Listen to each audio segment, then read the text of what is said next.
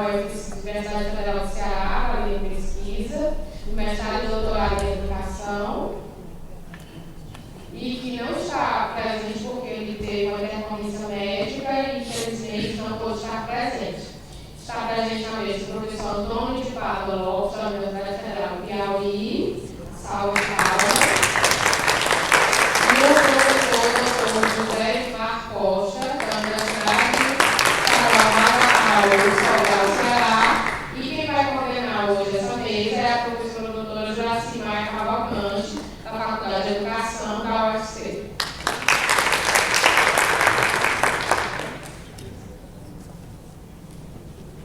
Então, como foi dito pelo colega professor Josafran, é o nosso professor pesquisador na minha História da Educação Comparada, do Programa de Pós-Graduação em Educação Brasileira, da UFC, fez uma cirurgia do joelho, mas ele sequer quer estar presente e pediu que eu fizesse um resumo, né, da apresentação dele para partilhar com vocês. Ele trabalha a temática passado, presente e futuro, a dinâmica da temporalidade, o uso das condições e abuso das condições e abuso das contradições. Então, ele começa por dizer que o conceito de tempo, baseado no historiador Nordeste Elias, é um ciclo relacional, não é um dado objetivo, e sim um ciclo social, aprendido ao longo do processo. Ele diz que a questão da globalização, da sociedade global de consumo, tem a nossa existência transformada no efêmero, no precário, na incerteza, na liquidez, baseado no sociólogo polonês Zygmunt Bauman. Ele faz uma introdução, fazendo algumas reflexões, trazendo alguns conceitos que ele acha importantes para pensar essa questão do tempo, né, na pesquisa histórica.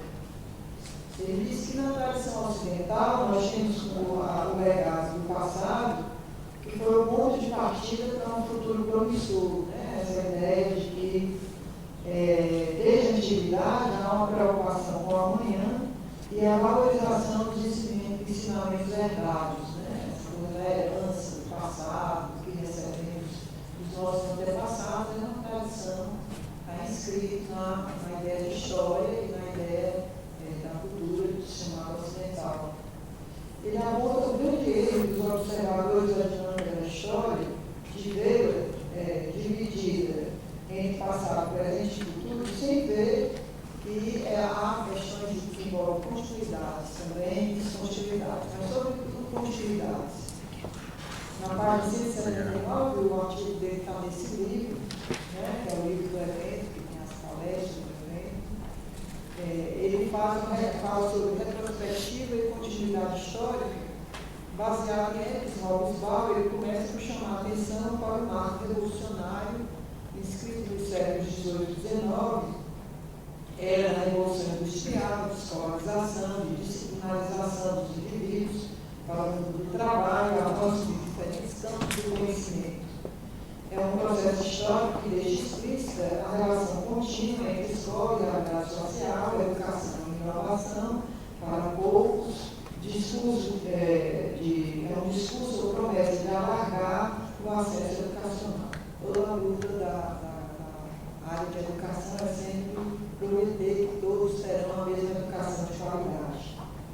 Ele fala do caso do Brasil, né, e trazendo a discussão para a área de educação, como esses conceitos entram, né, na visão de história da educação.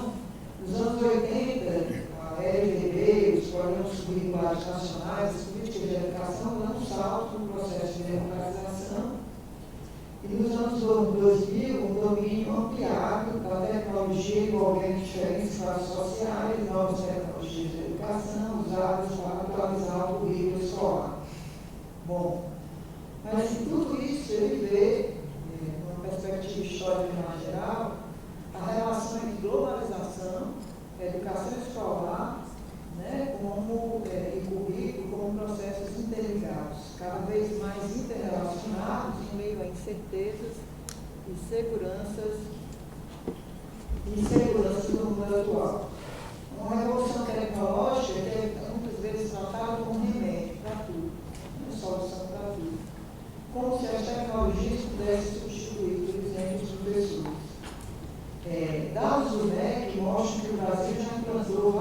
núcleos de tecnologia educacional, inúmeros progressos, projetos nas escolas, como a gente tem visto aqui nesse congresso, e Gisafran questiona de que, diante disso, ele pergunta se o ambiente onde são implantados esses projetos leva em consideração as inúmeras outras carências onde esses projetos são socialmente inseridos. Dá como exemplo as escolas públicas de Fortaleza, né, que estão inseridas em bairros problemáticos, situação de população de risco. Chama atenção para o fato de que alunos e professores sejam agentes nesses processos e não meros receptores passivos de projetos vindos de um planejamento educacional vertical. Também fala do descompasso entre tais tecnologias da informação e da comunicação e a formação de professores. E acho que o avanço tecnológico é muito mais acelerado do que as possibilidades de oferta de uma formação realmente de atualização, né, dos professores com relação ao manuseio e entendimento das possibilidades de uso dessas tecnologias. Ele acha que não há muita sintonia ainda, né? Na parte 185, ele chega a falar de crise na educação, que isso gera um passo em uma crise que está registrada na nossa história educacional mais recente, mas também na história mais regular, né? A educação está sempre em dívida, está sempre desatualizada, ela está sempre por se fazer, porque a marca da modernidade é exatamente, inclusive a palavra modernidade significa essa permanente atualização. Né? Por isso, talvez que a profissão docente é tão ansiosa, nós professores estamos sendo ansiosos, achando que está faltando qualquer coisa na gente, está faltando qualquer coisa e o MEC e os órgãos, é um processo, sempre dizendo isso para a gente. Né? Precisa formar, tem que atualizar, a formação é permanente. Os outros profissionais fazem o curso de atualização, mas o professor tem que ser permanente, tem que estar todo tempo, a gente ficando nervosa. Está faltando não sei o que, nunca basta, você sabe, a noção de coisa não é pouco. Né? E a sociedade está sempre dizendo que o que a gente sabe é precário, é pouco, ainda falta. Né? Isso vai dando uma crise de identidade. Você vai dizer, poxa, tanto esforço, tanto empenho, tanta especialização, tanto não sei o que, mestrado, não sei o que, ainda não sei tudo, nunca sabe, acaba aquele negócio. Não tem fim, é um conhecimento ansioso, vai deixando a gente estressado, vai deixando a gente, né, com insegurança, né, diante de todo mundo. Eu lembro até de uma piada que meu marido conta, que disse que o cearense foi estudar budismo, né, os budistas do Oriente e tal, aí ficou 20 anos estudando, aí quando ele estava preparado, o mestre disse, agora vá, né, pregar, não sei o quê, aí ele saiu, arranjou um discípulo e começou a pregar. Aí ele chega um dia, reúne os discípulos e diz assim, o discípulo chega para ele e pergunta, mestre, o que é a vida? Aí o rapaz, ele responde para o rapaz, diz, a vida, meu filho, é um rio. Aí o menino diz, é um rio, mestre? Ele, com todo bom serviço, né, fica em dúvida, disse, não. Então, assim, eu acho que a gente um pouco imagina se um monte de budista vai ter essa dúvida. Né? Na hora que ele anuncia uma coisa aquilo, ele já tem aquilo, tem 1000 anos de elaboração, ele não tem dúvida, né? Que ele disser, a vida é um rio, aquilo você entende como quiser, mas vá tacar a cabeça na parede até entender. Ele nunca diria, né? Isso, não budista. Cearense, é uma dúvida, né? A pessoa diz, olha, o rapaz perguntou, não, mestre? O rapaz disse, é um rio, mestre? Ele disse, eu acho ótimo, é uma metáfora, né? Os professores, eu acho que a gente sofre o mesmo problema.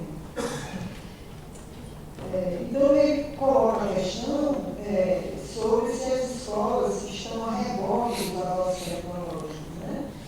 Quer dizer, há um momento na história que parece que elas são a condição para o avanço tecnológico. E agora, na verdade, o avanço tecnológico que condiciona a escola e vai dizer o que ela vai fazer, como fazer, o que ela significa, qual é o papel dela, qual é a função dela. Né? Essa reflexão faz se lembrar do início das atividades como professor, no curso de pré-vestibular, dos anos 60, quando aluno do curso de licenciatura em História na Faculdade de Filosofia do Ceará.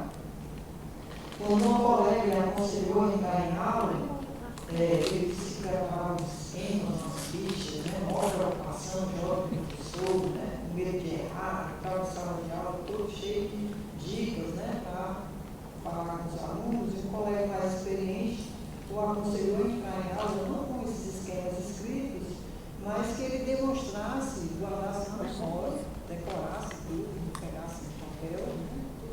Memorizar, de modo a se apresentar aos alunos bem sabido, né? Que não tivesse nem dúvida que ele não sabia o que ele estava falando.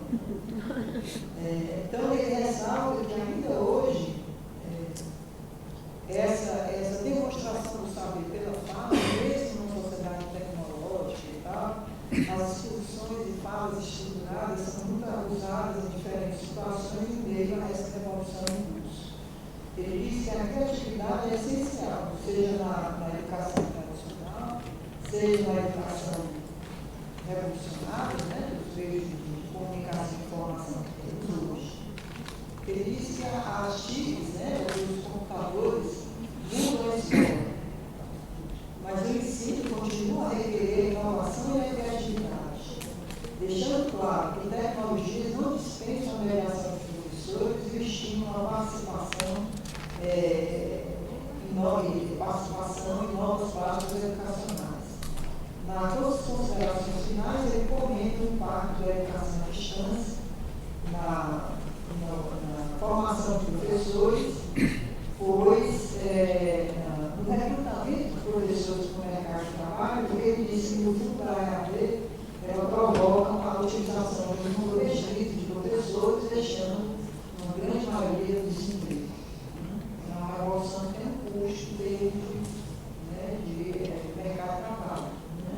Parece muito fácil de um lado, mas a educação à distância, por exemplo, com um número bem reduzido de monitores, né? De interlocutores, né? De professores que acompanham o processo, você faz um curso inteiro e precisaria de um número muito maior de professores, no EAD você usa um número bem reduzido e alcança um número ilimitado de alunos. Né? Então, isso posto em prática como um sistema de ensino realmente guiado por esse princípio, e aí, né, a docência seria muito reduzida, né? Tende a ser, o papel docente tende a ser cada vez mais um atributo de poucas pessoas. Né? E com essas considerações ele encerra este dele, está muito bem escrito. Eu fiz aqui só uma ligeira síntese, né? Ele é um historiador muito experiente, escreve muito bem, tem muita evidência, né, como historiador, como professor. Convido vocês à leitura. E esse congresso... Professor Jaci, por favor, repita o nome dele que eu não memorizei. Professor Desafio. Nesse evento, nós mediamos às vezes também apresentando nossos trabalhos. Né? Então, eu vou apresentar agora o meu trabalho, é uma pesquisa sobre a educação dos jesuítas no Brasil, em Portugal, no Oriente. Né? Eu tenho feito tem 10 anos que eu me dedico à educação jesuíta, a pesquisar isso. É um tema muito vasto, muito amplo, porque eles têm mais de 500 anos de história e andaram pelo mundo todo. Quanto mais eu estudo, menos eu sei sobre os jesuítas.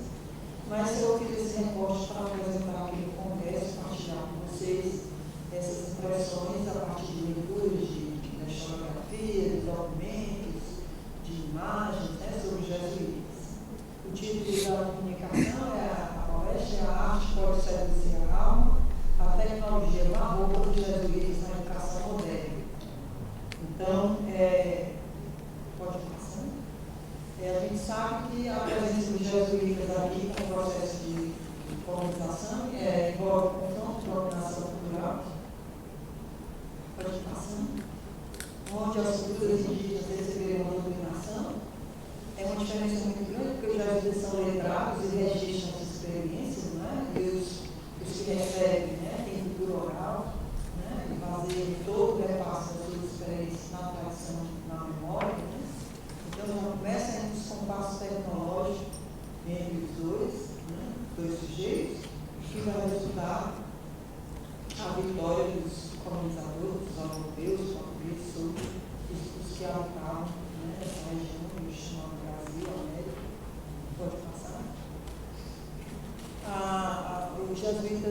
participam desse processo, né, como civilizadores, né, vão ensinar a religião cristã, e é uma religião que é um princípio civilizacional, né? A catequese de crianças é uma conclusão que eles tiram depois que tentam com os adultos se mostram refratários, né, a essa abordagem. Né? As cartas dos jesuítas mostram que essa aproximação não foi tão passiva quanto a gente imagina, né? Os livros de história mais simples, os livros didáticos, tratam esse processo de uma coisa simples, eles chegaram, começaram a catequizar os índios, um negócio, uma confusão do nada, os índios fugiram, brigavam, lutavam, evadiam para a floresta, né? E então foi um processo não fácil, queriam escravizar, eles não aceitaram, né?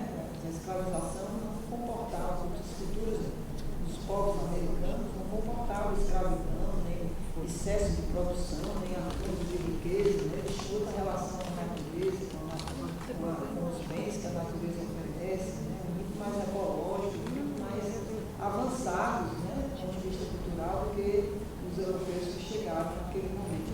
Pode passar?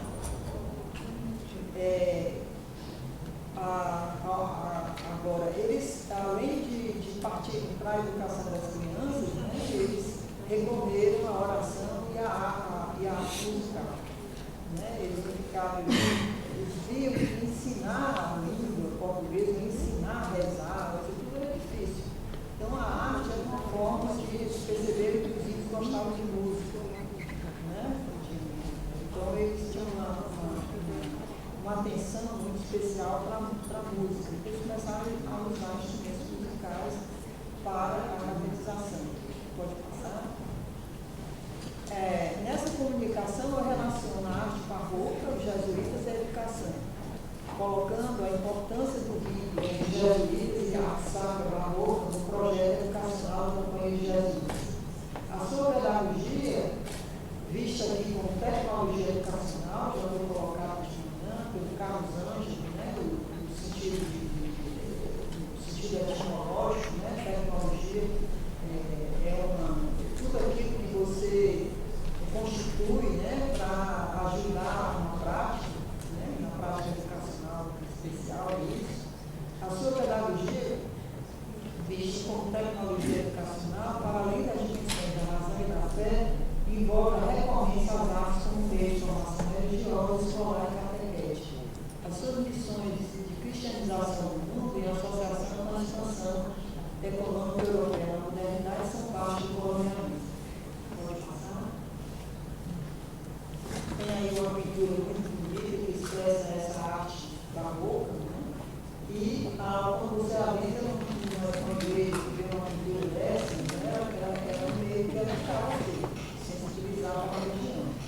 Ela não está ali só decorativa, não.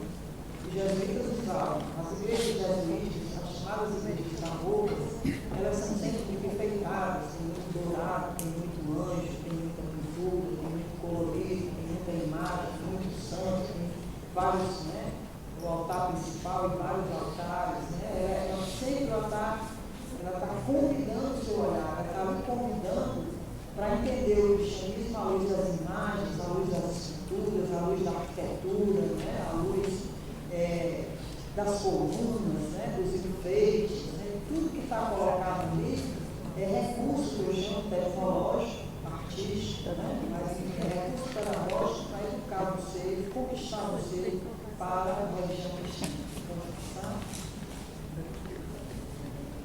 Para além dessa dimensão artística, né, e aliás aqui é mais falada, mais comentada no projeto educacional da Companhia de Jesus, é a rádio estudióloga, que foi o método de estudo que eles desenvolveram ainda no final do século XVI e que é utilizado até hoje, em alguma medida, pela Companhia de Jesus e seus colégios.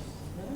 Então, eles utilizaram essa pedagogia, que envolve dimensões múltiplas, a razão, né, que é a ratio studiorum, a fé, os exercícios espirituais de Inácio de Loyola, que é o fundador da companhia e que faz parte da educação e formação jesuítica, e a sensibilidade que eu coloco como arte e barroca, porque o século XVI e século XVII é onde ocorre a explosão do barroco, com não só estilo estilo artístico, mas um modo de viver socialmente, um modo de pensar e sentir o mundo, em que os jesuítas utilizavam bastante no seu projeto de educação religiosa. Né? Então, pedagogia, artes e tecnologias formam esse tripé da ação educativa dos jesuítas até hoje. As artes, como meio de formação religiosa, escolar e catequética, recorrem à literatura, ao teatro, à música, à pintura, à escultura. E as tecnológicas tudo isso, mas você pode pensar arquitetura, livros, instrumentos musicais, né, nas suas missões de cristianização, eles sempre utilizavam muitos equipamentos, recorriam a muitos elementos, né, tecnológicos para realizar as suas missões, né, de cristianização. E também a construção e a organização dos seus projetos. Pode passar. Essa abordagem que eu apresento aqui era uma perspectiva interdisciplinar internacional. Entende os jesuítas como ação missionária, no campo da história, da arte e da educação, que envolve o processo de difusão do barroco, né, com o princípio de arte sacra, que é usado pelos jesuítas, mas também por todas as outras ordens religiosas e pela igreja de modo geral, porque os jesuítas são os protagonistas da Contra-Reforma. Então, a igreja, a partir do século XVI, ela é muito orientada pelos intelectuais jesuítas. Na Europa, na Ásia, nas Américas, né, especialmente no caso aqui, o Brasil colonial foi dessa forma. Jesuítas, arte, barroco e educação. Né? É preciso ver todos esses elementos. Normalmente, a educação jesuítica não é vista do ponto de vista da arte. Quem estuda a educação jesuítica estuda colégio, tese, quem estuda a arte barroca estuda separadamente. Né? Essa pesquisa quer juntar as duas dimensões. Pode passar. As missões jesuíticas no mundo é um fenômeno de circulação do barroco, do cristianismo, né, nas missões, como princípio estético e ferramenta para a educação da alma e do corpo cristianizado. Pode passar? As missões de jesuítas de Nova Muniz, né, no sul da América. Pode passar? Os jesuítas no Oriente, né, instrumentos musicais, né, para estabelecer uma conversação.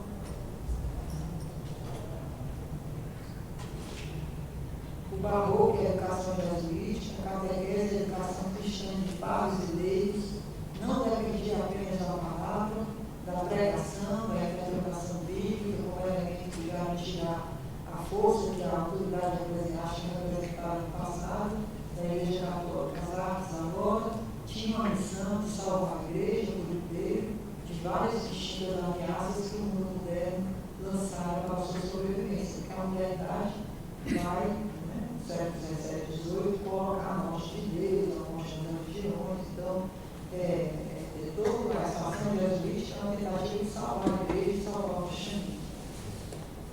Pode passar? Pedagogia de conversão cristã, na realidade, né? Que entende que ela não pode mais ser dada só pregando o medo do pecado, ela tem que seduzir as pessoas. Né? Se tratava agora de promover a conversão ao cristianismo, não pelo medo do pecado e do inferno, mas para atrair olhares, atenções, desejos e emoções. Uma estratégia pedagógica em que a sedução religiosa se faz mais eficaz, afinada com o espírito de uma época em que reinem descobertas e deslocamentos mentais e culturais.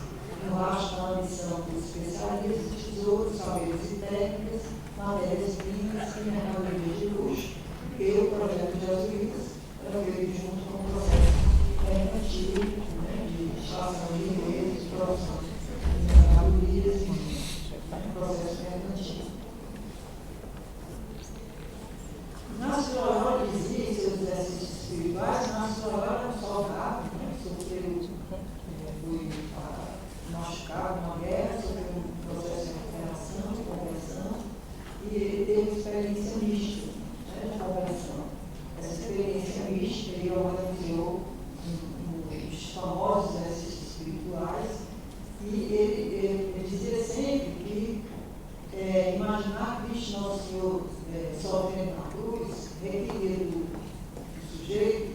molhar a imaginação, cumprimenta a largura, a oportunidade de fé, um modo de sentir e conduzir a compreensão e a vivência religiosa que incita a capacidade imaginativa e a representação da arte, para ajudar nesse processo de educação.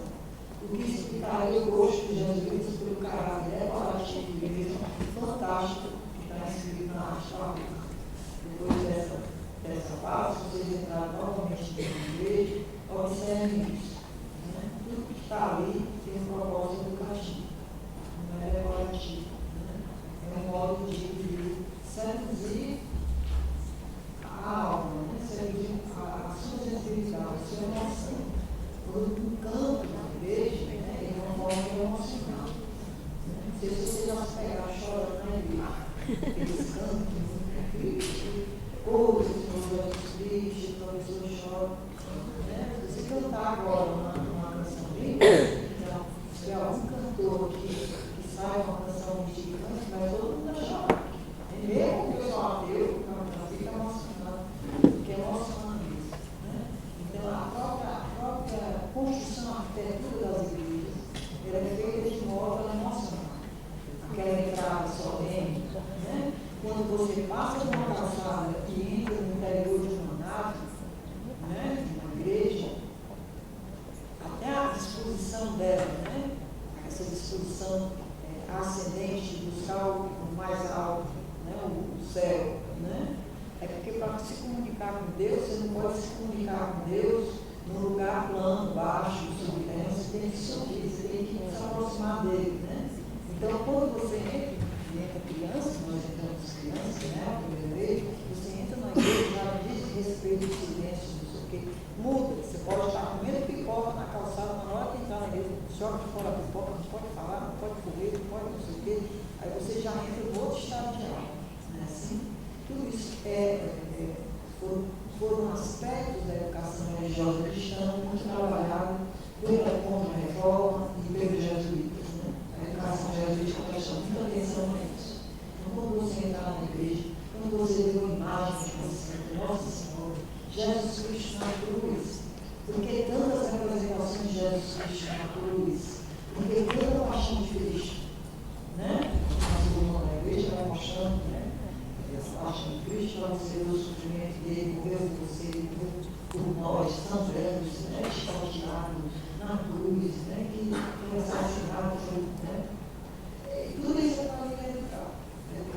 Você não sabe ler, você vê as imagens, você sabe ler, você vê o livro, se você não compreende, você olha para Nossa Senhora, cheia de anjinho e protegendo, lá em cima, você está numa aflição de perigo, está faltando alguma coisa na vida, por medo, aí você entra na igreja, aquela Nossa Senhora pendurada lá em cima, nem que você não seja católico, você entra, dá uma sensação que ela vai te colher, de estar no colo, aqueles anjinhos que vão voar sobre lá e vão proteger a gente, a cor do sagrado, a vela, aí você acende uma vela, pega alguma coisa, reza, senta, se confessa, né? Fala com o padre, eu fiz isso, fiz aquilo, não sei o que, já sai de alma lavada, tudo é feito, tudo é feito para educar a alma, para conquistar a sua alma. Então, é uma fé, né, muito forte, os jesuítas são caracterizados por uma fé muito forte, também pela racionalidade, que são razão e fé, mas a fé pede olhar a imaginação e é por aí que eles se conectam com a arte. Com a arte barroca, pode pensar, tem essa imagem, volta só um instantinho, é uma pintura que mostra o Inácio de Loyola, né, fundador da Companhia de Jesus, vendo Jesus, segundo sua imaginação, como ele dizia no texto dele, né, o pintor retratou exatamente isso, né, que ele dizia, quando eu olho Cristo, eu vejo com o olhar da imaginação. Então era assim que ele imaginava Jesus, rodeado de anjos e tal, né, nas nuvens, com a cruz. Então, essa imaginação, ela é uma forma de educar a alma. O barroco, né, eu abri uma licença para falar um pouco do sentido do barroco, só a história do barroco, uma bibliografia vasta, uma discussão muito ampla, né? O barroco como palavra, conceito de construção histórica, ela se prende, né, às pérolas que os portugueses encontravam no Oriente e que eram as pérolas irregulares. Né? As pérolas que são totalmente tronquinhas, tortinhas. Então, a pérola é irregular, né? Que deu origem à ideia do barroco. O barroco é sempre mal feito, torto, não exige essa simetria, perspectiva, as proporções do corpo, né? O anjo pode ter a perna maior do que o braço, pode ter proporção, o rosto pode ser mais destacado do que o corpo, né? Se ele está assim, estufado, vai aparecer. As obras do Aleijadinho em Minas Gerais, né? Mostram isso. O barroco é mal feito. O barroco é uma arte que não tem compromisso com aquela princípio de beleza grega, por exemplo, que é tudo calculado, né? As proporções, não, eles vão.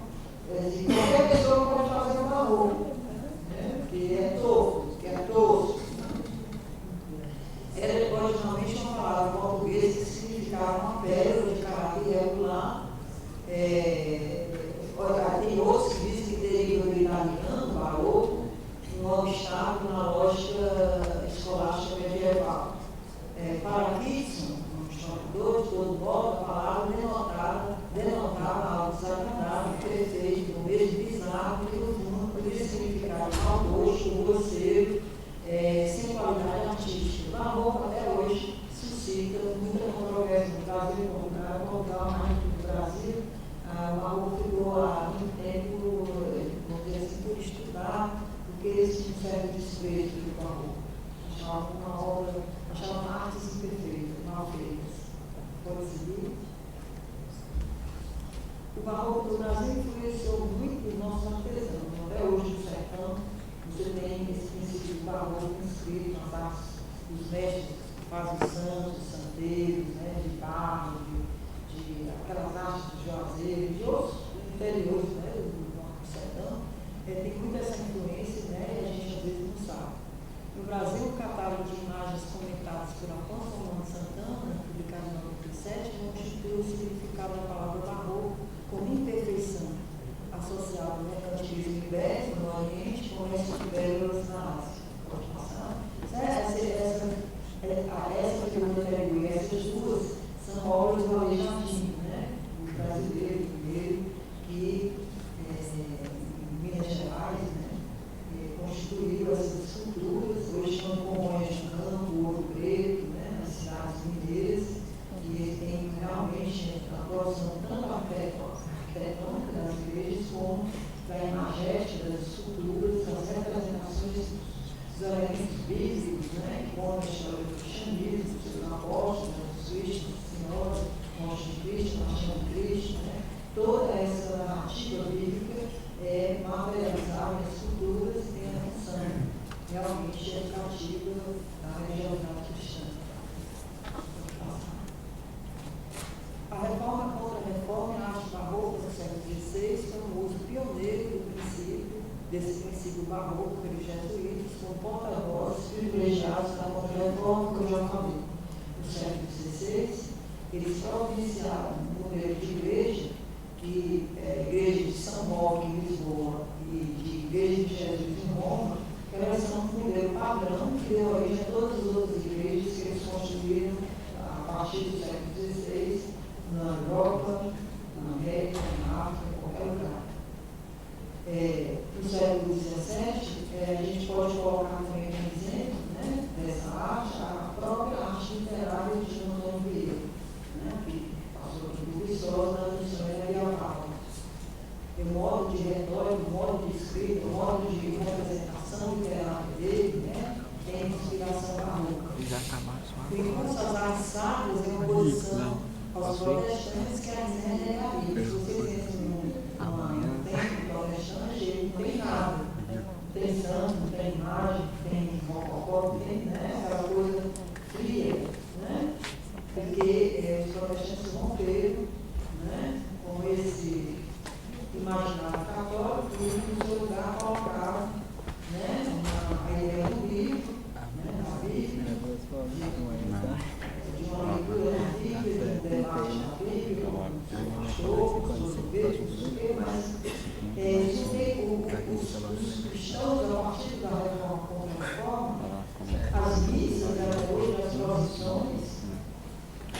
verdadeiros teatros, né? As procissões a céu aberto e as missas, né? Em dia de pompa, então, de muitas cerimônias, toda aquela ritualização, ela significa realmente projeto educativo de sedução da alma, né? Do cristianismo, né? Da civilização cristã. Então, ele era excelente, os sermões dele são publicados até hoje, é considerado um dos principais intelectuais da companhia de Jesus, pela inteligência, pela retórica, pela capacidade imaginativa, pela escrita, né, literária, pela inteligência diplomática, né? Foi um homem do século XVII extremamente valorizado nesse sentido, né? Ele se destacou bastante na Europa como uma pessoa comum, né, do ponto de vista das capacidades artísticas, né, literárias e tal. Pode passar?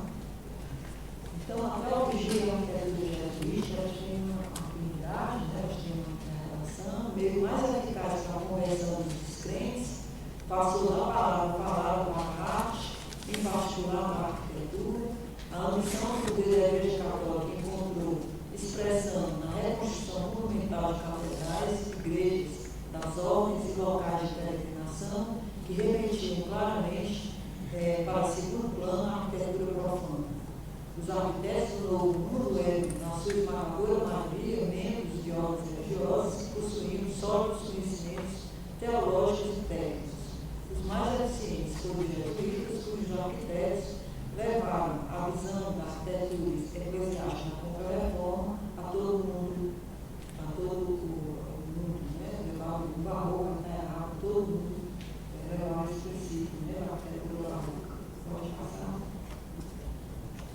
Então, igrejas da arquitetura barroca e educação, né, são aproximações necessárias para entender essa ação missionária.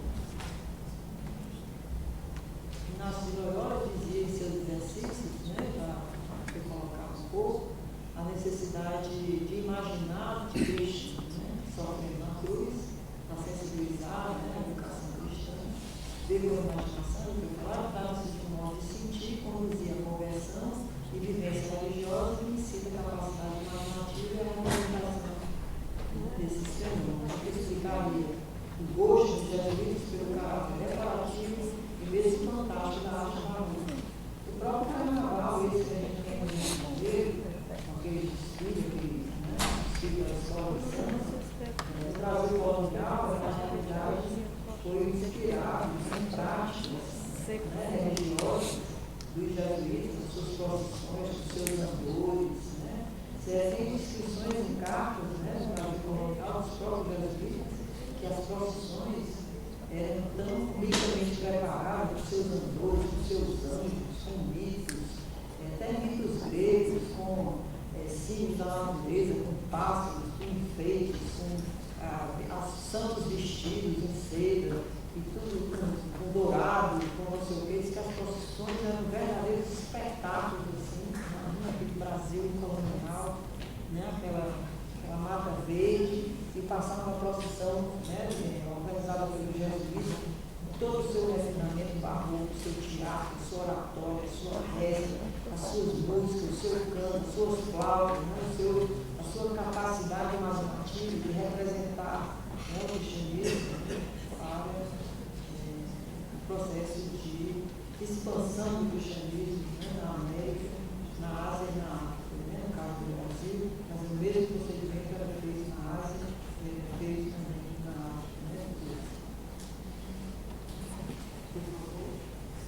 Lembrando que o mundo em que o jesuíta emerge também vive sob o impacto da época de Johannes Gutenberg, né, a revolução da imprensa, elevando cada vez mais a leitura e a escrita ao patamar da tecnologia auxiliar e propulsora do raciocínio lógico da ciência.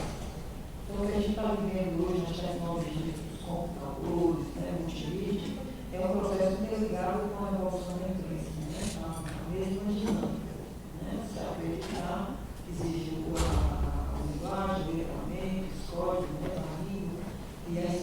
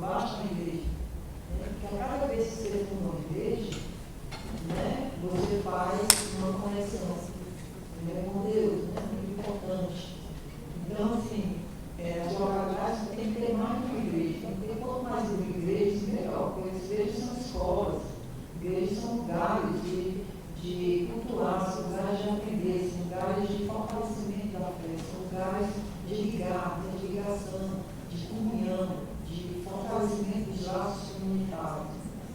Pode passar. Sabidamente, tais recursos técnicos subjugaram culturas e povos, quando postos a serviço da educação colonial e construção do mundo ideia. Você montar um tribunal Santo Ofício do Jesuíta, né? Uma massagem cultural que eles fizeram para implantar esse projeto civilizatório foi muito grande. Né? Centenas de povos que habitavam nesse pedaço da América, né? Que tiveram que fugir, tiveram que morrer, tiveram que negar suas culturas de origem para poder sobreviver. Então, se fosse montar um tribunal, geralmente seria isso, né? Mas a historiador não cabe fazer isso, cabe dizer o que aconteceu. Né? E quem quiser que julgue, né? Faça o seu julgamento. Jesus na China, né? Eles saíram da minha de falar, eles tiveram também missões na China, sabendo que a China tem uma tradição milenar, já não tinha sua língua, tinha suas religiosidades, sua economia, tinha seu conhecimento tecnológico. Então, os chineses não aceitaram os jesuítas tão facilmente, eles tiveram que dialogar, estabelecer um convívio intelectual, com diplomatas, trocando saberes científicos, filosóficos, né? Mas eles tiveram, sim, no século XVI e XVII, uma penetração muito significativa na China. Até hoje você pode estudar mandarim, agora com a dominação chinesa, né? Na economia global, todo mundo vai querer estudar mandarim. Você pode estudar mandarim hoje, porque os jesuítas fizeram um dicionário, fazendo uma tradução, né? Da escrita, não tem nada a ver com a escrita alfabética, né? Chinesa, e puderam. Hoje você pode ir a um centro de estudos, estudar chinês, a partir desse trabalho de tradução que eles fizeram lá no Oriente. Então, eles também se interessam pela ciência, né? Não vão tratar disso aqui, tais recursos técnicos sobre a linguagem estética subjugam a expressão e a inspiração especial quando são postos a serviço da educação. Lembrando que o Carlos Santos falou de manhã, técnico, no domínio pedagógico de arte, etimológico também, significava uma arma em contexto bélico, no domínio da arte surge como uma arma estético-retórica que diz respeito aos processos de trabalho, de expressão, de inspiração, e termos epistemológicos se refere à aplicação prática do conhecimento teórico. O domínio pedagógico didático refere aos sentidos originais. Para aprender é um conjunto de técnicas, incluindo a utilização de materiais ligados aos procedimentos que visam coadjuvar o professor no trabalho, concretizando o método escolhido e reforçando a eficácia do ensino-aprendizado. Tudo que os processos educativos utilizam como recurso de conhecimento, né, de relatos de saberes, de ensino-aprendizagem, a gente pode considerar a tecnologia da educação. Mais recentemente, por causa do impacto dos computadores, fica parecendo que tecnologia no computador, informática, não sei o quê. Na verdade, a educação moderna, principalmente na história toda, sempre utilizou alguns recursos materiais e tecnológicos. A própria língua é um recurso tecnológico. Né? O que seria a informática sem a língua? O discurso é uma tecnologia. Vou chamar a atenção para isso. Foi esse conceito retirado do dicionário de época, linguagem, didática. Finalizando, interessou-me aqui, esse curto pedaço de tempo, falar de coisas muito complicadas, mas destacar o sentido estético da educação jesuítica, visto como arma estratégica da literatura, música, teatro, arquitetura, sim, a religião, já falei demais, para a sedução de almas e ampliação dos seguidores cristãos. Muito obrigado, eu vou passar a palavra para o meu colega.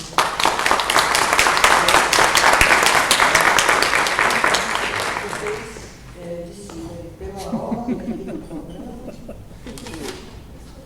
estaria Antônio de Pablo. Eles pediram que eu falasse logo, porque era depois lá de tarde. sala, ele bota as figurinhas. Ele fala hoje de manhã que bota as imagens para o pessoal acordar, que a gente não fez esse recurso, a gente só vai falar, não o pessoal não. Eu falei de Deus, viu? A pessoa vai falando, eu faço. Boa tarde. Eu queria inicialmente agradecer mais uma vez à comissão organizadora pelo convite. Né? Eu já me sinto assim, parte do encontro do Congresso. Né? Acho que a gente já teve várias oportunidades de falar no Congresso. E essa é mais uma, e dizer o prazer de estar ao lado da professora Juraci e do professor Edivar, que são pessoas assim, que eu tenho uma maior estima do ponto de vista afetivo e também assim, a maior consideração do ponto de vista intelectual. São pessoas que eu tenho uma admiração e tenho um afeto. Então, partilhar uma mesa com essas pessoas é uma coisa Do outro mundo. do outro mundo, né? Para falar, já que a gente falou, né? Muito especial. O que eu vou falar para vocês, né? Eu titulei a minha fala da seguinte forma: História da Educação e Novas Tecnologias, Limites e Possibilidades do seu fazer. Aproveitei a oportunidade desse convite para refletir um pouco sobre algo que a gente na área de História da Educação mais faz do que para pensar sobre ela, né? Que é a nossa relação com as chamadas novas tecnologias. A gente mais usa do que faz uma reflexão sobre ela. E eu vou fazer um pouco uma revisão do que tem sido discutido nesse campo na área de História da Educação, compreendendo que essa relação ela tem três dimensões. A dimensão da própria produção do conhecimento na área, que é afetada, a dimensão da divulgação desse conhecimento e a dimensão do ensino, né, daquilo que a gente... E pensando no ensino, né, quando eu estava escrevendo esse texto, eu estava lembrando que quando eu comecei a dar aula, sempre que a gente falava de alguma bibliografia a ser usada, a gente pensava na materialidade do livro. Ou, quando as xerox se tornaram comum, na materialidade das xerox. Hoje, quando você chega na sala de aula e fala no texto, a primeira coisa que os alunos fazem é ver se podem baixar. Se já tem. Né? O primeiro gesto é vasculhar na internet. Enquanto eu estou pensando na biblioteca e na xerox, eles estão vasculhando se esse texto já está disponível, já pode ser baixado, né? Porque ele tem essa tecnologia que carregam consigo.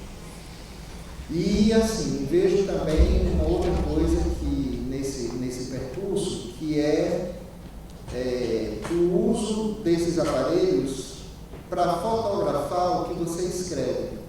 Ao invés de copiar no caderno, eles fotografam e compartilham. E aí vejo também que cada vez mais isso vai no crescente. Porque como os professores, hoje a gente estava falando do uso, mas na universidade também, o data show é uma espécie de algo que todo mundo, né, cada vez mais a gente, para dar aula, utiliza.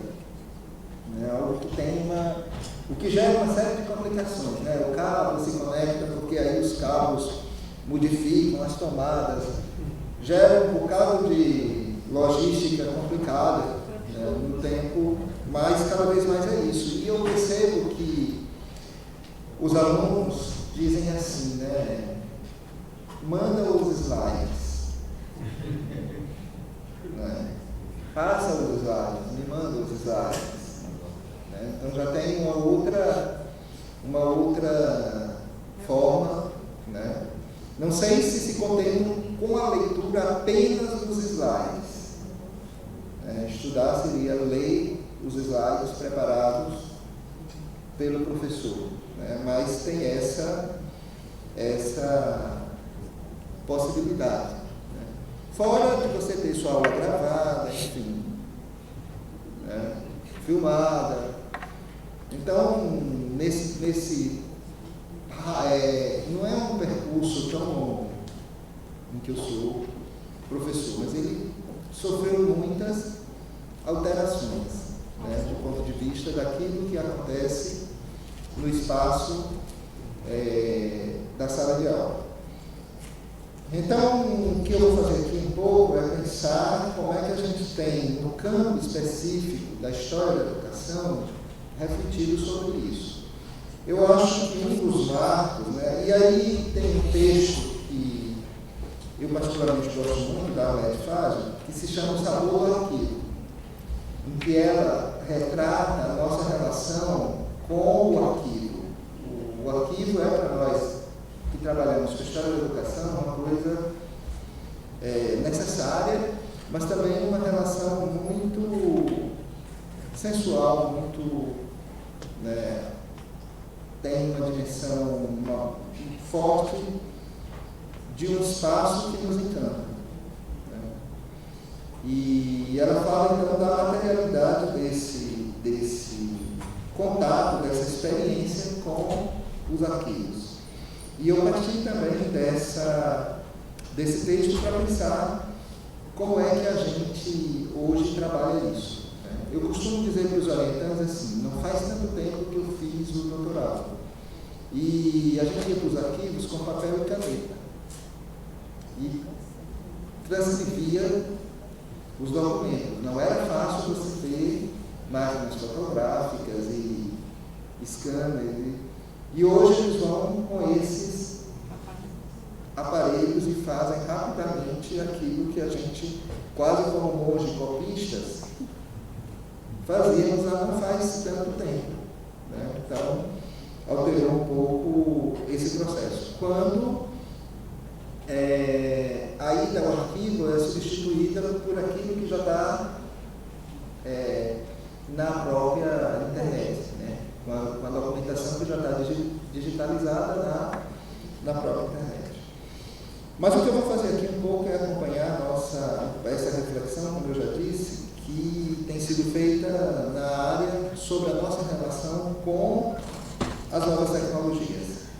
E eu começo lembrando de algo que eu acho que é uma espécie de marco nessa discussão, que foi o encontro que o GT de História da Educação da Amped fez no ano 2000, reunindo pesquisadores da área de História da Educação para pensar as implicações das novas tecnologias na pesquisa e na formação do pesquisador de História da Educação. Porque aí não é só as novas tecnologias possibilitando que a gente digitalize a documentação antiga, mas hoje, por exemplo, se daqui a algum tempo eu for pesquisar a instituição escolar, eu vou ter que trabalhar com diários que não são mais impressos, né? Eu vou ter que trabalhar com uma documentação que é fortemente feita dessa maneira, né? Então, a gente realmente precisa pensar sobre isso.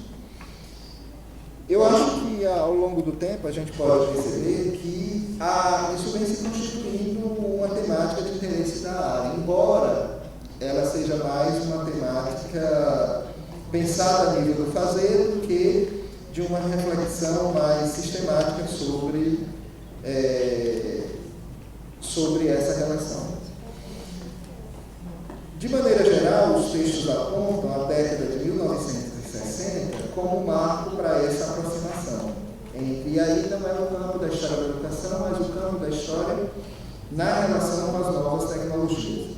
Um manual muito usado antigamente, chamado Os Métodos da História, na formação dos pesquisadores, já falava da importância dos computadores para os historiadores que trabalhavam com dados quantitativos ou suscetíveis de quantificação.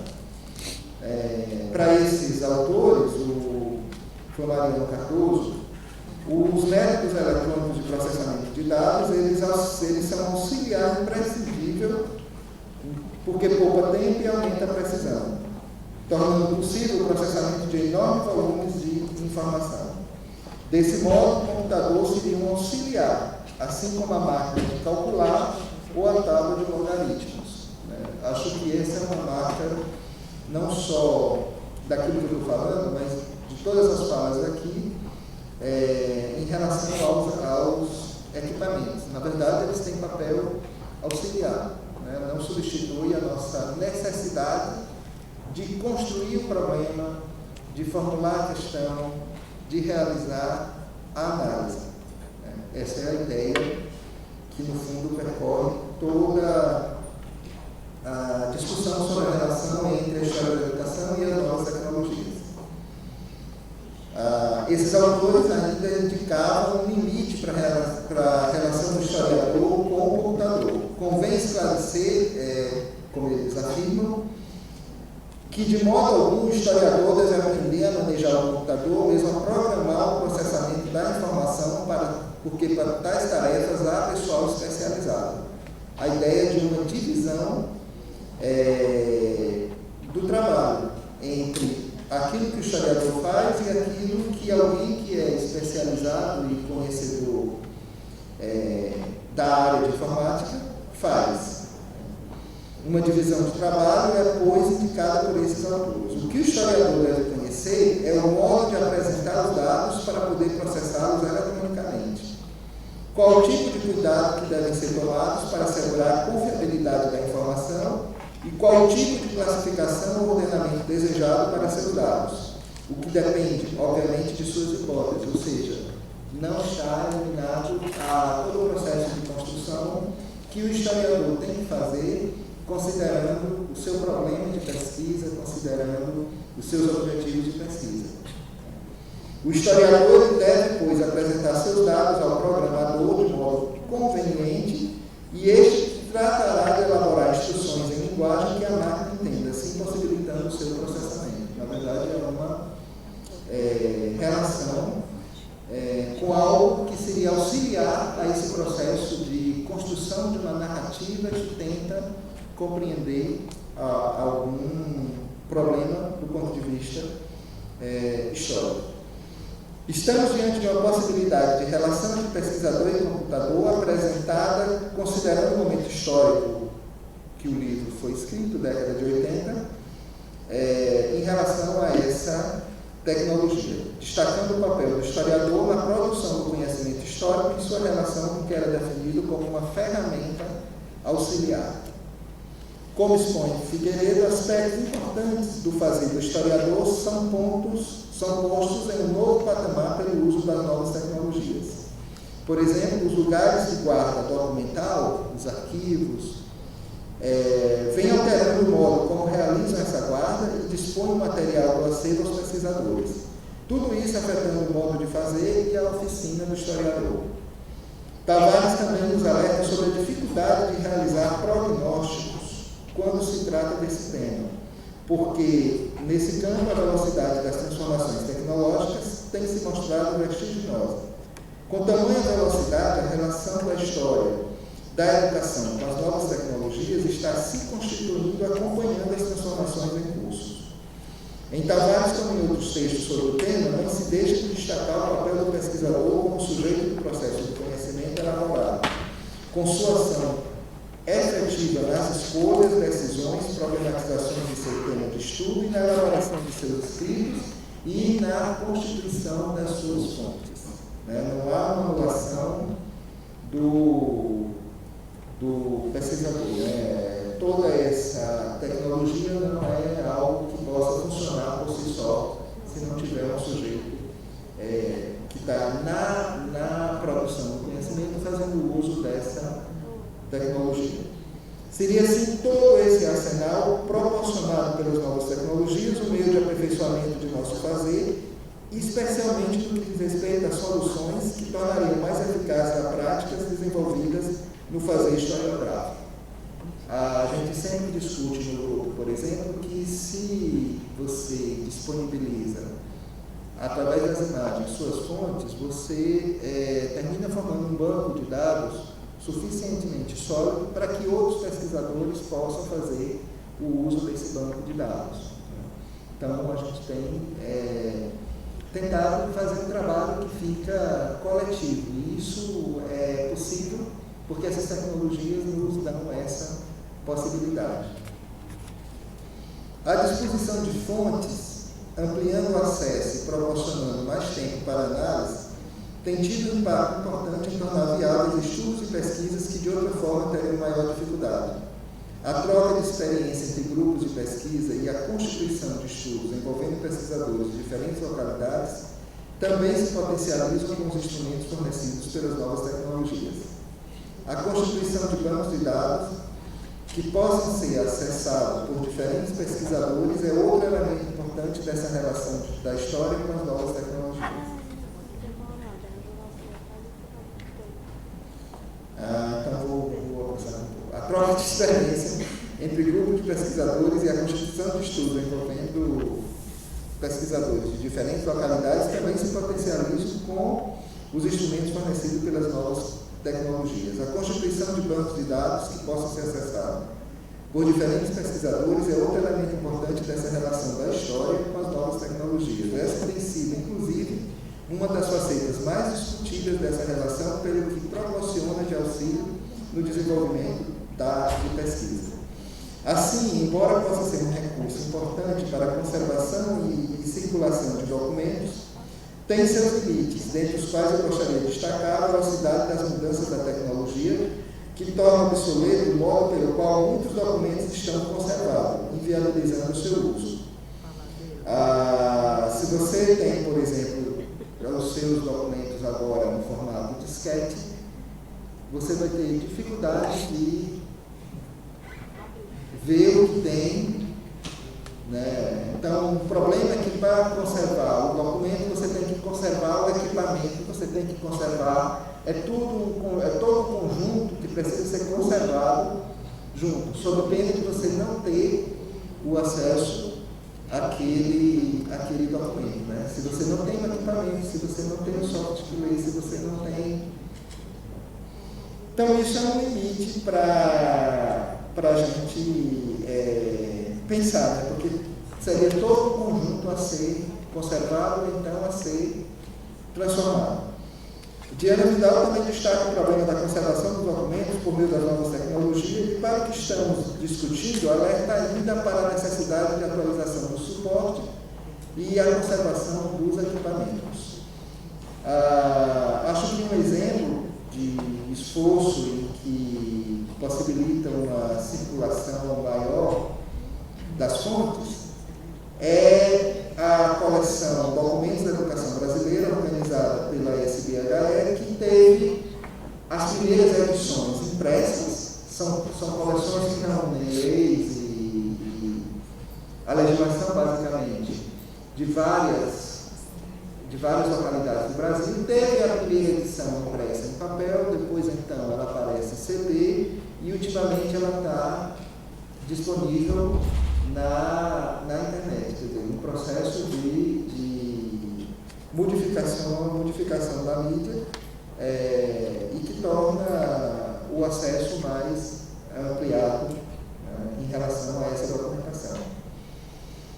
Então, essa trajetória nos permite compreender a forma como a área vem utilizando as novas tecnologias para possibilitar a publicação dos seus trabalhos que realiza, contribuir para uma divulgação de fontes que possibilitará uma realização de pesquisas em diferentes pontos do país. Os custos de confecção e circulação desse material ganham em eficácia com a utilização dessas tecnologias. Assim, práticas importantes para o trabalho na área e já desenvolvida há muito tempo vêm assumindo novas formas. Do ponto de vista da pesquisa, desenvolve-se rede de pesquisadores que utilizam as novas tecnologias para, em diferentes pontos, trabalhar em grupo, tornar mais acessíveis as fontes pela digitalização das mesmas, ampliando nossa capacidade de acesso à informação que sirva de base para nossas pesquisas, facilita o acesso à publicação da área e agiliza o processo de produção do conhecimento. No que diz respeito ao ensino, embora sem enfatizá-lo aqui, não vou poder desenvolver isso, as novas tecnologias têm se apresentado como sedução, pela possibilidade de unificar imagem, som e escrita. Porque, inclusive, a gente está trabalhando com uma geração que é uma geração que lida com essas coisas, é uma geração que trabalha, não fica só em ponto. Quando elas estão frente ao computador, elas abrem 1000 abas ao mesmo tempo, tudo ao mesmo tempo agora, e é uma geração que está acostumada a som, imagem e letra, tudo ao mesmo tempo, né? Então, um equipamento assim, ele tem uma certa sedução, né, em relação àquilo que a gente faz em sala de aula. À medida que as novas tecnologias adentrem o espaço da sala, novas dinâmicas e condução vão sendo necessárias, tomando cuidado para não tornar essas tecnologias uma modernização sem modernização, que é isso que já foi apresentado aqui, né? Na verdade, ao invés de usar o quadro, a forma escolar não se altera e você usa a nova tecnologia dentro da forma escolar. A escola já fez isso com várias coisas, com televisão, com rádio, ela não muda a sua lógica permanece, ela apenas, de alguma forma, faz a domesticação dessas novas tecnologias. Então, ao invés do professor botar 2 mais 2 igual a 4 aqui, ele bota no computador 2 em caindo, outro 2 em caindo, mais caindo igual a 4. Enfim. Precisa a gente ver se não há se a gente não está fazendo isso. E daí a gente se perguntar, sempre necessitamos delas nas nossas aulas, em que ocasião elas se fazem necessárias? Quando elas são ponto de enriquecimento da discussão proposta e quando elas são meras extrações modernas. A criação e a circulação do conhecimento, portanto, tem sua possibilidade ampliada com o uso das novas tecnologias. Isso repercute também no fazer as atividades escolares para as quais as novas tecnologias passam a ter um uso delineado por seus sujeitos. E aí é um pouco complicado, né? Porque como o princípio da escola é que cada qual aprenda pelo seu trabalho, o aluno aprende pelo trabalho, muitas vezes nosso papel é fazer os alunos trabalharem, porque através do trabalho é escrevendo que eles aprendem a escrever, é somando que eles aprendem a somar, e as novas tecnologias de alguma forma, a gente perde o controle, porque eu posso fazer o exercício, fotografar e mandar para o meu colega na casa dele que vai ter o exercício feito através daquela fotografia que eu troquei. Daí então, nossa relação com essas tecnologias e vigiar se de fato cada qual está fazendo o seu trabalho. Por fim, não podemos esquecer que o processo de acesso às novas tecnologias na sociedade, embora ampliado, tem seus limites econômicos e sociais. Nem todo mundo vai ter acesso a toda a tecnologia possível e disponível em relação a isso. Vivemos, pois, um período, segundo Cancún, que haveria uma abundância inesgotável de informação e entretenimento e, ao mesmo tempo, acesso a fragmentos numa ordem pouco sistemática ou francamente casual, situação que dificulta o processo de conhecimento. Preocupação semelhante com a que proporciona o acúmulo de informação e que na década de 80 Moraes fazia quando afirmava que os computadores, empanturrados de verdades fragmentárias, e nós ao lado deles, abismados com nossa ciência que gerou tal pluralidade e rapidez, e ao mesmo tempo metidos numa impotência horrorosa, de reestruturarmos uma visão coerente ou pelo menos plausível de nós mesmos como seres humanos. Portanto, estamos diante de uma situação que requer a afirmação, como já foi dito anteriormente, do papel do historiador na construção do seu conhecimento, potencializado pelas novas tecnologias e seus usos. Nesse processo, continuidades e rupturas estão implicadas no pensar a oficina do historiador. E somos nós que temos que aprender a lidar com esse volume imenso e incessante de informações, né, que toda essa tecnologia nos proporciona.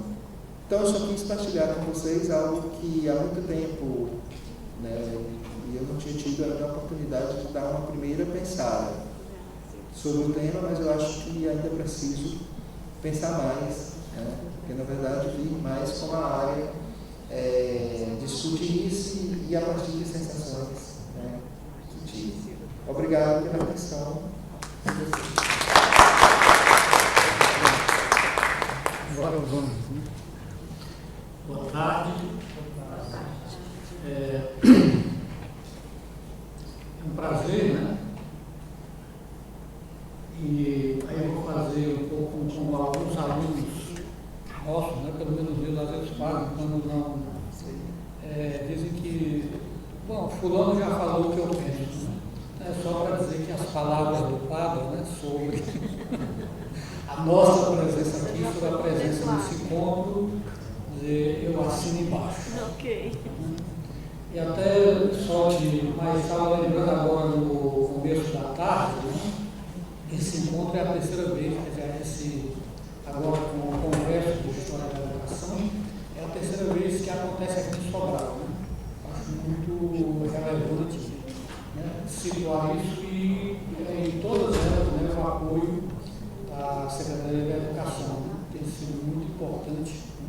Portanto, tem uma relação, né, bem aí com a Secretaria da Educação de Sobral. Bom, sobre o tema da mesa, né, eu vou ser rápido, sucinto, porque nós já estamos com o horário, né, mas, na medida do possível, comunicar aqui o conteúdo, né, do texto que eu preparei, que está no livro. Então, ao colocar lado a lado História da Educação, Sociedade da Informação e Novas Tecnologias, né, para essa mesa, eu acrescentei que a minha contribuição seria alinhar algumas ideias, né, sobre a respeito das intersecções que se dão entre esses três elementos, né? História da Educação, Sociedade da Informação e Novas Tecnologias. E, para mim, eu comecei a pensar que esses são, eu botei o seguinte subtítulo: decifra-me ou derrote. Então, são desafios que são esfinge. Alinhar esses três elementos pode sugerir apenas uma afirmação óbvia, né?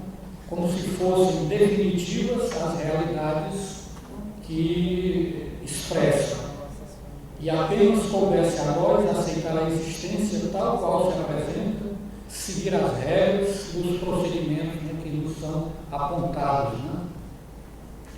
Então, mas eu não tomo aqui como uma afirmação óbvia, né, as intersecções entre História da Educação, sobretudo Sociedade da Informação e Novas Tecnologias, e sim como uma realidade a ser pensada em sua concretude social e histórica. É uma realidade que decorre de processos que envolvem múltiplas significações e múltiplas consequências, seja do ponto de vista dos setores que controlam, né, esses elementos, seja do ponto de vista dos vários segmentos que são envolvidos por eles.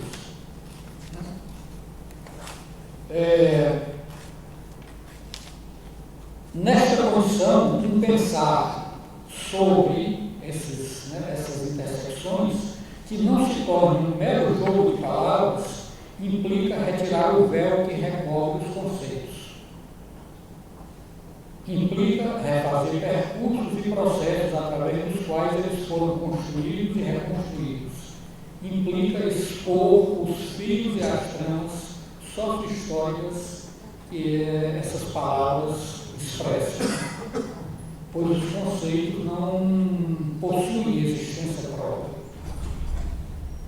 Aqui, pensar sobre não é também somente uma operação intelectual restrita ao uso dos conceitos e das especulações possíveis e até legítimas, mas uma operação intelectual que lida com ações e pensamentos ancorados em território de produção da economia, da política, das relações sociais.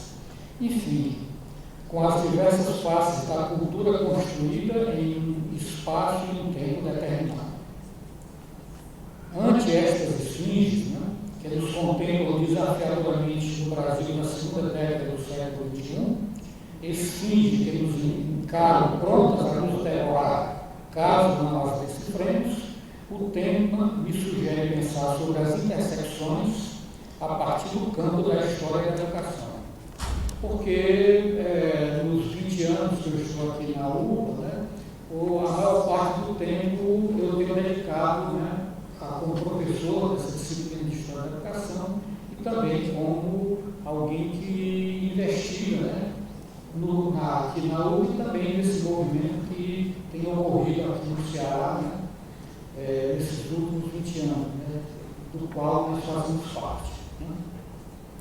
Bom, e aí, agora, a essa altura, eu sempre inicio o meu trabalho de disciplina na História da Educação, né, um pouco brincando comigo e com os estudantes, brincando, às vezes, quase geometricamente, né, fazendo um pouquinho de medo, me chamando para abraçar. Né. Eu pergunto sempre qual é o utilidade, mas para que mesmo estudar a História da Educação? Porque eu já ouvi várias vezes, né? Não agora recentemente, mas anteriormente, e foi uma felicidade ter alunos que falassem claramente: professor, a gente está precisando ter mais aula, mais disciplina sobre como dar aula, porque a gente está chegando nas escolas e com muita dificuldade. Né? E História da Educação não ensina a dar aula. Aquilo me deixou feliz por ter aluno que falasse assim na frente, né, que é difícil, né, todo mundo fica logo com ele, mas foi um desses momentos, né, como professor, que para mim foram um dos mais importantes, porque me colocou para pensar, né, quer dizer, eu tinha que fazer parte agora, pensar também sobre isso, né, não era uma pergunta boa, né, era de fato uma questão precisava ser. E, em geral, os alunos ficam assim, né, e começam a falar nos lugares comuns, né, que tem também sua importância, mas tem um pouco assim. Bom, é porque quando a gente estuda história, se a gente estudar história, não vai mais repetir os mesmos erros. Né? Eu não acredito bem nisso. Né? Claro que pode, né? Influencia, mas não garante nada, né? Nunca garante, né? Mas é o que é interessante, porque é o que as pessoas têm para... Né, e se esses alunos forem para a escola com essa visão, eles vão se basear nisso aí. Né? Ele está falando que nem didática ensina, né, da aula. A didática. Pois é. Então eu digo assim, olha, e se eu dissesse a vocês que não serve para nada? Você é alfabetizador do sou? Você vai dar aula de História da Educação para os seus alunos? Não. Então, para que vai servir? Para quê? Então, a gente chega a um certo impasse, né? Eles ficam assim, não acreditam no que eu estou dizendo, evidentemente, né? Porque como é que eu vou iniciar uma disciplina dizendo que ela não tem utilidade? Né? E, ao mesmo tempo, eles ficam muito... Né? Bom, e agora, o que a gente vai fazer? Né? Então, a gente parte daí para... começar a conversar que nós temos que, eles, né? Quer dizer, o meu trabalho seria dar elementos, estar presente e contribuir na discussão, porque eles têm que encontrar um sentido para essa disciplina. Assim como, aí eu já espalho o resto, né? Quer dizer, eles não podem simplesmente se matricular a cada semestre em todas as disciplinas e estar engolindo tudo que os professores mandam ler, né? E como é que é para responder? Porque desse jeito eles de fato estão acumulando aí algo, sobretudo não estão se preparando para os desafios que vão enfrentar. Né? Bom, então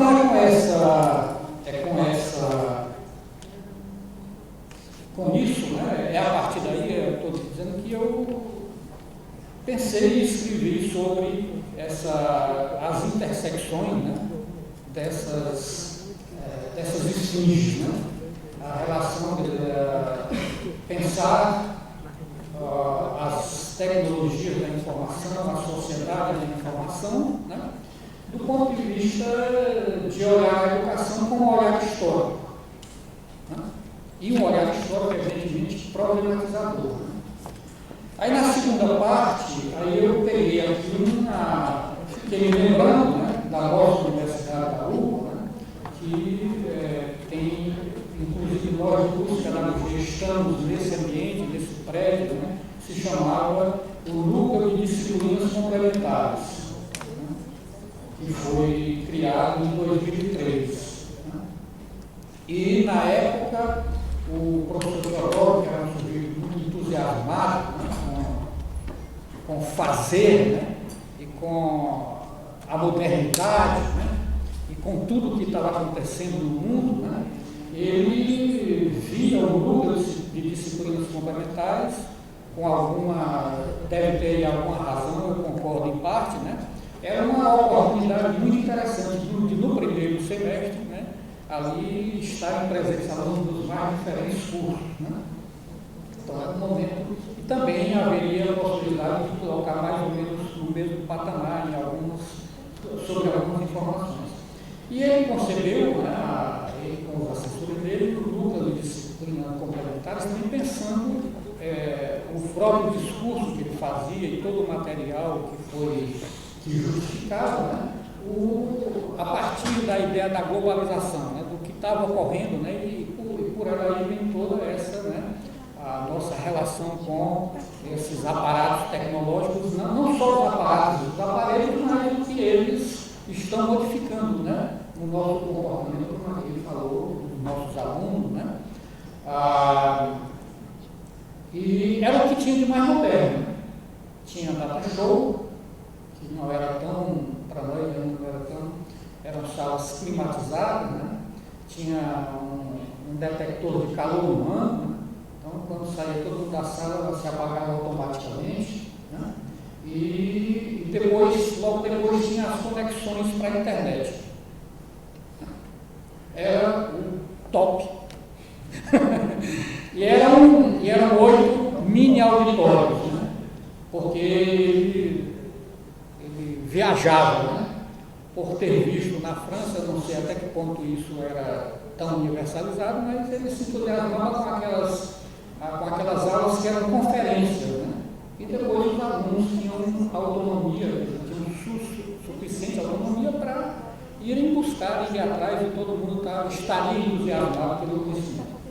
O certo é que o NDC, né, ele foi muito combatido politicamente.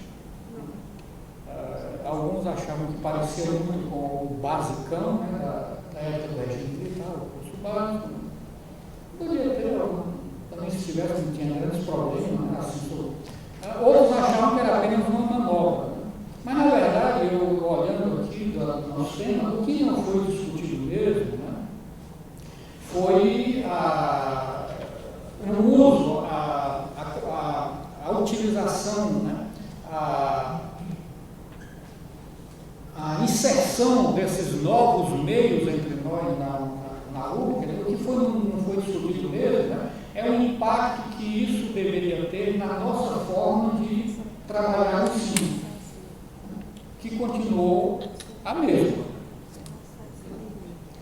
E que mais ou menos 15 anos depois, o núcleo de disciplinas complementares, né, eu afirmaria sem desdoro para quem criou e para todo entusiasmo, é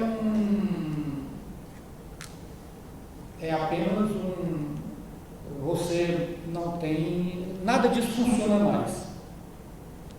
Né? Nada do que foi concebido como colocarmos dentro do campo, né, das novas tecnologias, do ponto de vista da aparelhagem, nada funciona mais. E não mudamos muito, né, ou mudamos muito pouco. Né? Então, eu tomo o relato disso aí, né, para fazer uma pergunta, né, quer dizer, essas esfinges nos questionam. Bom, o cuidado, né, o nosso cuidado para não simplesmente, né, entrarmos nas ilusões, né, de confundir, né, as novidades com a inovação. E é nessa perspectiva, então, aí eu volto agora para a história da educação, é nessa perspectiva, né, que eu, na minha prática de professor, é assim que eu abordo a história da educação. Ao utilidade, ou pelo menos uma utilidade que eu vejo, uma função fundamental que ela pode ter, é dar aos professores, né, se eles passam por essa experiência na sua formação inicial, dar a eles a possibilidade de vivenciar, né, de aprender e de incorporar ao seu modo de ser professor, né, dar a capacidade de olhar de maneira crítica, né, para todas essas esfinges, né, inclusive essas que nós estamos tratando aqui, né, o que é que elas representam, né, e como é que nós podemos nos relacionar com elas, né, não de maneira ilusória, né, seja uma ilusão que nos faça simplesmente recusar, né, ou uma ilusão que nos faça simplesmente achar que elas resolverão, né, os desafios que nós temos, né, no campo educacional. É basicamente isso, que queria mais algum detalhe, mas assim, eu já acho que está aí o texto, né? E parece que o fundamental, eu já disse, qual é a ideia que está colocada, né? Também para a gente ter o tempo de poder, né, se tiver alguma questão, para não encerrar. Bom, é isso que eu tenho a dizer.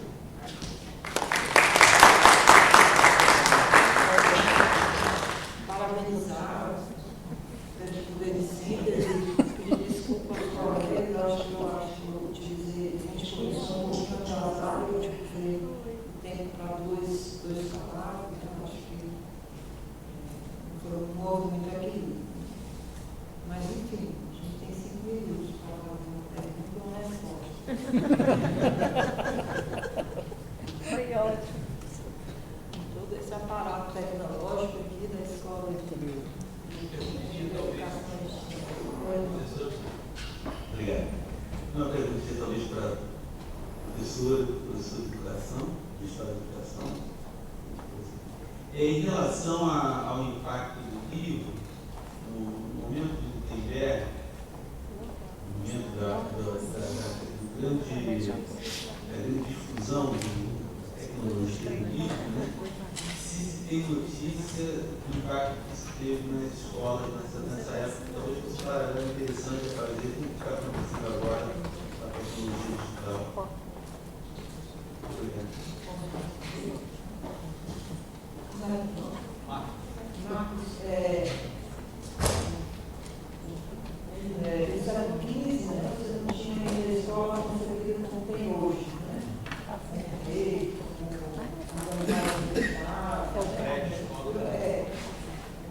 Todavia, o impacto da imprensa, o primeiro livro a ser editado foi a Bíblia, né? Até hoje é o livro mais editado do mundo. O que causou isso, do ponto de vista político e cultural, foi uma insubordinação muito grande na Inglaterra, por exemplo, né? Eu li o trabalho do Christopher Hill sobre esse impacto, que analisa mais detalhadamente, e que ele mostra que esse fato de que a Bíblia só era acessível em latim, né? E a poucas pessoas, quer dizer, os intelectuais da igreja, os teólogos, os copistas, né? Então, a Bíblia, a gente trabalhou isso lá no nosso seminário, lá na UFC, na realidade, ela, para além de um veículo, vamos dizer assim, de uma tradição civilizacional religiosa, né, do Oriente Médio, apropriada pelo Ocidente, ela na realidade, ela contém uma série de instruções, né, do ponto de vista agrícola, do ponto de vista social, moral, como resolver a dívida, como resolver a sociabilidade, como a briga com o vizinho, como tratar com a mulher, Então, ele é quase que um tratado, né, de moral, um tratado de economia. A Bíblia é para além desse sentido religioso, as pessoas reduzem a Bíblia ao seu sentido religioso, ela tem um potencial político, né, e do ponto de vista enciclopédico, de um saber enciclopédico herdado de povos daquela região, né, que aquilo foi um somatório de narrativas, de experiências, de vivências, né, e que realmente proporcionou um conhecimento, vamos dizer, um acesso ao conhecimento. A Bíblia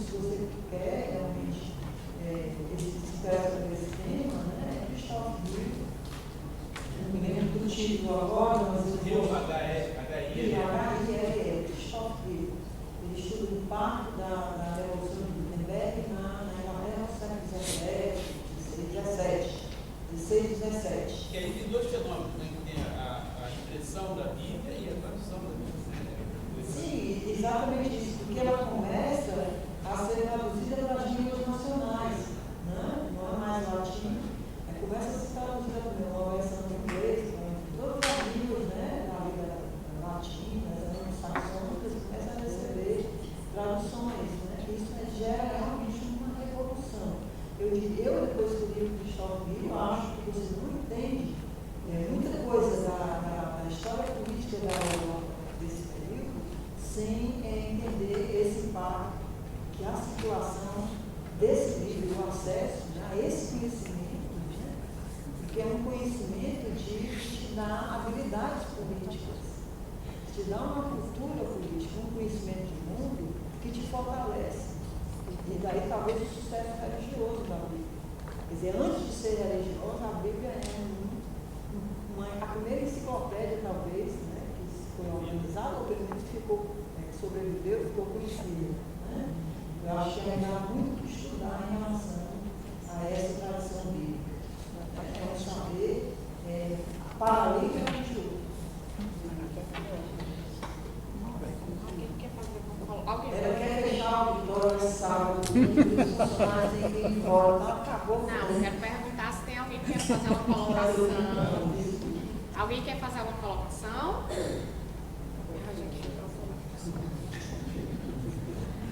Gente, a mesa foi brilhante, né? Vamos encerrar nosso sábado e, para lembrarmos, à noite vai ter a apresentação lá no Teatro São João, não tem nada que nos serve.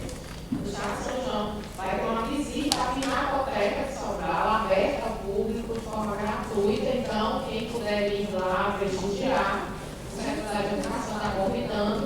E amanhã, domingo, a gente vai ter a nossa última mesa, intitulada Educação à Distância, a Inclusão Digital e a Pesquisa, aqui neste auditório. Será uma presença do doutor Almir Real, da Universidade Federal, do doutor Almir Mota, O que eu vim fazer? desculpa. E a professora Ana Liz Maria, que vai coordenar é o professor doutor Marcos Henrique, da Universidade Federal do Brasil. Aguardamos vocês amanhã. Olha, quebrando um pouco o protocolo, eu venho aqui agradecer à mesa a participação de todos os colegas, que as discussões contribuíram muito, porque a gente não, vocês já perceberam que o Congresso tem uma preocupação de deixar a tecnologia pela tecnologia, mas discutir como essa tecnologia permeia os vários espaços da nossa vida. Quando você fala nos jesuítas, você vê a arte, a tecnologia, você está vendo como ela veio a tecnologia há muito tempo, desde os gregos, está presente no nosso cotidiano. Então, eu vim aqui agradecer a fala dos colegas, a fala da professora Marcia e do professor Edmar, que aceitaram o convite de vir estar numa tarde de sábado, e a todos vocês que estão aqui hoje na tarde de sábado, resistindo para vocês. Eu estou realmente louca de pensamento. Quem não assinou hoje à tarde, está comigo, o coleguinha Benedito, por favor. E o livro, que tem todas as palestras do evento, está sendo vendido aí fora do nosso estande só amanhã